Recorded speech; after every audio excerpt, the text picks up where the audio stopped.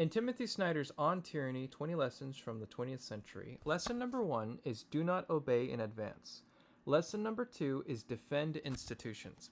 Shortly after he entered office, Donald Trump filed an executive order last month calling for a total freeze of all foreign aid except to Egypt and Israel for 90 days.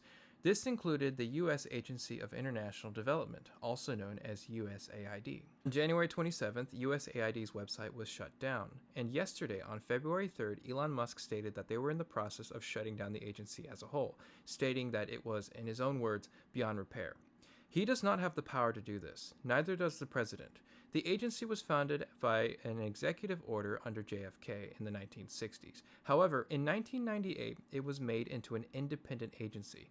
Therefore, because it is funded by Congress, it needs congressional approval in order for it to be abolished. In order to save face due to the fact that this is unconstitutional, Secretary of State Marco Rubio stated that they were not actually trying to abolish USAID, they were simply trying to merge it into the State Department, which is simply just an ineffective strategy for several reasons. This is illegal and unconstitutional. The president doesn't have the power to dissolve the agency. Congress does. The president doesn't have the power to withhold funding to the agency that was already granted by Congress.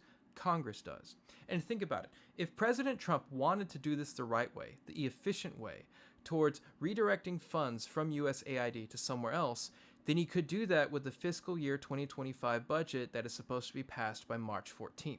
In order to justify his actions, President Trump has also made several false statements about USAID that I'd like to address right here. First of all, stating that USAID is some sort of radical leftist propaganda wing. That is functionally false.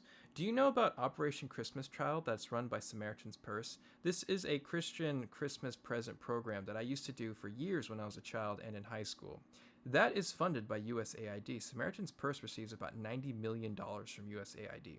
They do a lot of work in the Middle East and in Africa, and if you understand those areas, they are fairly socially conservative, and for that reason, you can't be radically leftist or heavily progressive in those areas. It just wouldn't be very effective for the aid and development that you're trying to do.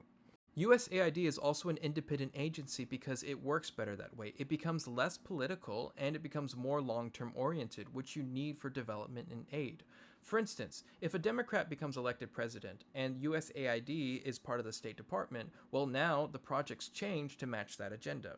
Then if a Republican is elected president and then USAID is part of the State Department, then it becomes more conservative and the projects change then. That changing every 2 or 4 years isn't very productive, which was why it was turned into an independent agency, because development projects work best over the course of 10 or 15 years, not over the course of 2 or 4 years.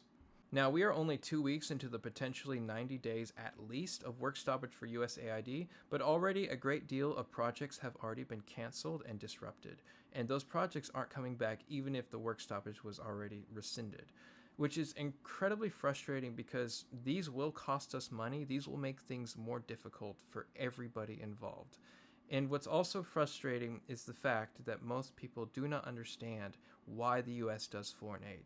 We do foreign aid because it benefits us, okay? We wouldn't do foreign aid simply because we hate Americans. We do foreign aid because it benefits America. If you'd like to know more about what's going on with USAID, I recommend the Lawfare Daily podcast right here, and I also learned a great deal about this from a Politico article also right here.